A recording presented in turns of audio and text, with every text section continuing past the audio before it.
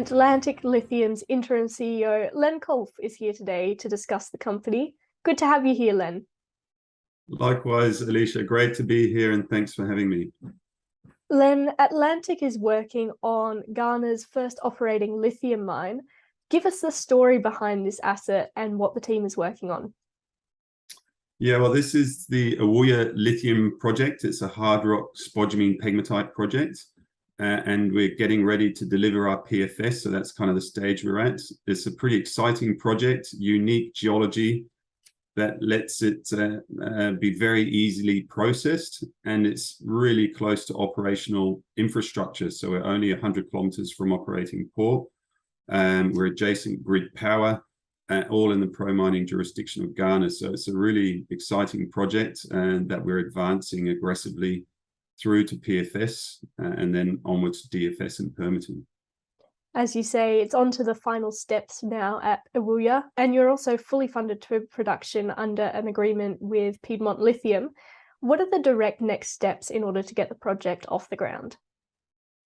Well, so our next key deliverable is going to be our PFS, which is due to come out this quarter. We commenced back in March a 37,000 meter drilling program, which is still underway now, and those results will continue to come out to the market. We hope to finish that drilling program this quarter too. All of those new results will then feed into an upgraded resource, which will come into the DFS for next year. But the focus is well and truly here now on the PFS. Len, Atlantic is also listed on the AIM exchange in London, but you've got roots here in Australia. Tell us, is there any possibility of an ASX listing down the track? Yes, so we announced to market that we intend to list on the ASX. We hope to get that done this quarter. We've already got substantial shareholder base, Australian shareholder base, and the head office is here in Australia, in Sydney, and the core operational management team in Brisbane. So it was a natural fit to bring it here into Australia. And the Australian investment community really gets the stage of this project's at and the hard rock lithium stories and lithium pegmatite stories. So it really made a lot of sense to board and management to bring Atlantic Lithium to Australia and allow us to broadcast the story to a broader global reach.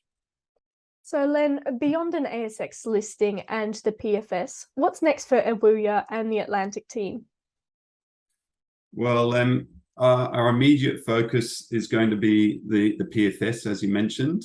But really, since March, we commenced a 37,000 meter drilling program, and that's well underway now with 4 drill rigs on site. So we'll be seeing consistent results and news flow out to market, and up until when we put our upgraded resource out, which will feed into the DFS study. We're really excited with the PFS that is due to come out this quarter, in that it is going to be significantly improved fundamentals to that PFS study that underpinned the scoping study, which we released to market last December. So as an example there, the scoping study was based on a resource of 21.3 million tonnes. And our current resource is sitting now at 30.1 million tonnes at similar grades. So you can see it's a significantly larger resource. And importantly, on the scoping study, we used SC6 pricing of $900 per tonne, which is really quite conservative in the current market when you're seeing much significantly higher SC6 prices coming out the Pilbara sales process. So we expect to see a higher SC6 pricing used for the PFS, and that significantly larger resource, which are the 2 key levers in the project valuation, essentially. So we're pretty excited to get that PFS out to market. Recently, we announced our updated metallurgical test work results, where we essentially repeated what we've done for the scoping study, but on a much larger sample scale. So we went from a roughly 500 kilo sample to just under 1.7 tons of material. tested at Nagron in Perth.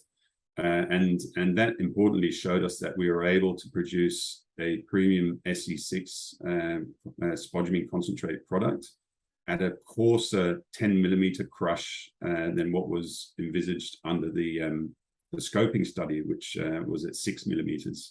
That's important. It lowers CapEx and it lowers OpEx further on a project that's already has a very low CapEx and OpEx compared to our peers. And that's really driven by the unique characteristics of this deposit.